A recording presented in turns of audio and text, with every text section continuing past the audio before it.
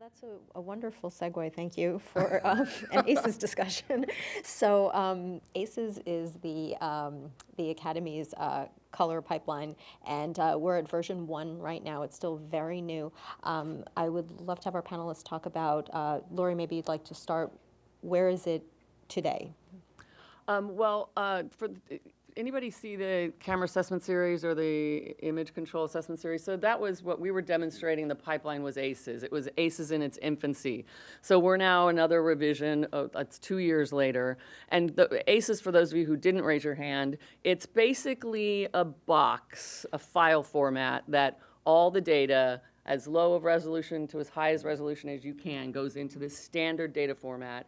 Then you do all your manipulation, your editing, all the visual effects. This is the high level version. And then you push a button and you get all your different deliverables. I mean, that's like the goal of ACES. So we have one pipeline that gets us all the way through. All the color correcting systems, all the other systems that we work with will read in the ACES file formats, manipulate, and put it back. Is that kind of too simplistic?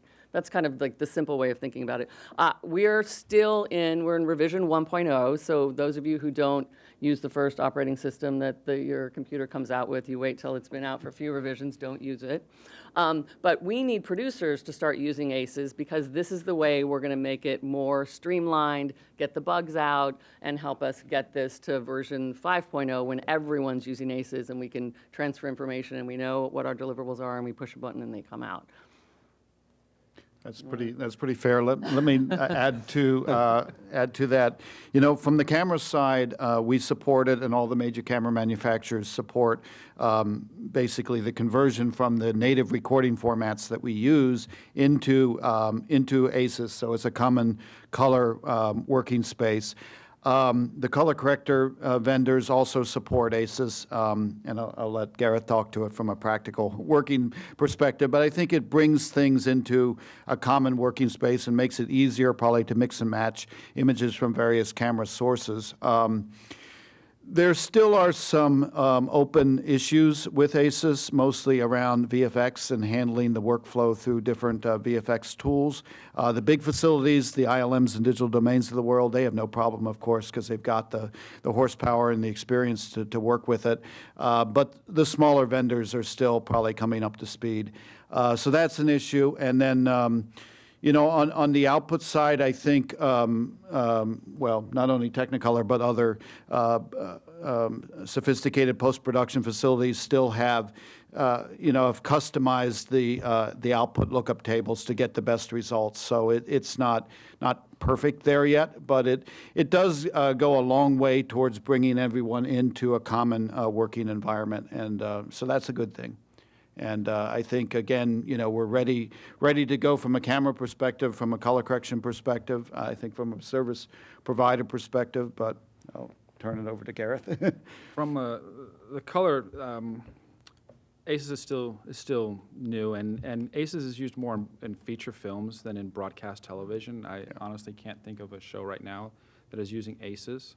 I haven't personally used ACES. I've been in testing with ACES for a couple of different shows, but then they never end up going down the road of using ACES because it's still fairly new and people are still trying to understand it and figure it out.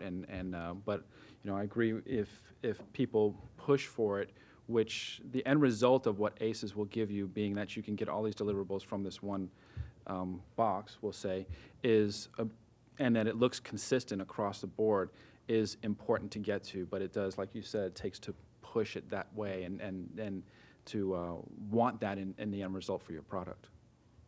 And what helped me to understand it, I think, is that there's different camera manufacturers that bring us different looking images, and they, in 5 or 10 years from now, you don't know which camera something originated on. So I think we're trying to make a standard and make it apples against apples so that later on, it doesn't matter if it was shot on an ARRI or whatever other camera, but that Gareth gets the same material to work with, right? So it always starts out as the same for him. And that'll last in the future, and that'll be a good thing. I think Dave, that was I one think of, you've- I'm oh, sorry. I was going to say, that was one of the biggest takeaways from the ICAST that we did, the Image Control Assessment Series, where we took 7 cameras and we put them through into the ACES box, and the color correct, our colorists were amazed how quickly they could get the images looking similar from all these different cameras. So that was, I agree with you on that. And Dave, I think you've used it for a portion of a project already. Sure, yeah, we've done a couple of features that are not released yet with ACES workflow. And as Glenn said, right now, the render transform and the ODT, the output transform, are the things that I think color science departments are not quite in agreement with in terms, but we're really close with that. But I think the hope is that, you know, working again with visual effects and a lot of the vendors out there, that they'll have a standard output transform, or be able to see an image that, you know, the post facilities are seeing, the producers are seeing, everybody's seeing the same thing. That's the hope in the end. Right now, we accomplish that a lot of times with CDLs, the color decision list, and also with output transforms that we have to provide to every one of our vendors. But the biggest challenge is going to be making sure that every one of those visual effects vendors, not only the ILMs, but, you know, the smaller vendors, can support that as well.